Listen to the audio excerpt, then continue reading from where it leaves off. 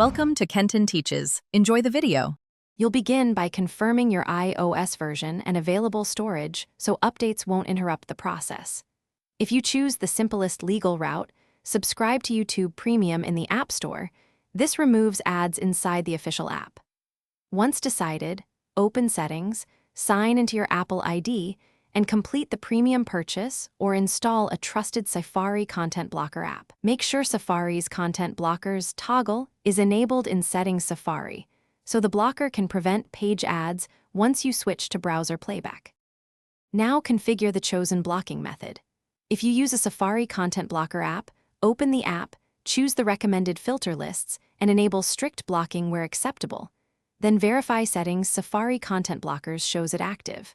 For network-level blocking, set your router or iOS DNS to an ad blocking resolver or activate Pi-hole on your local network and point your iPhone to that DNS.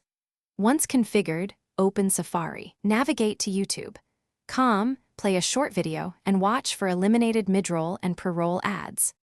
Finish by verifying ads are gone in the place you chose, the YouTube app for Premium or Safari for a blocker.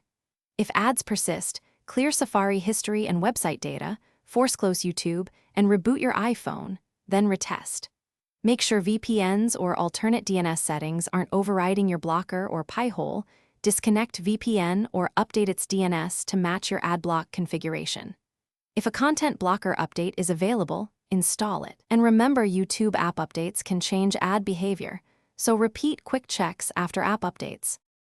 Thanks for watching. Please subscribe if this video was helpful.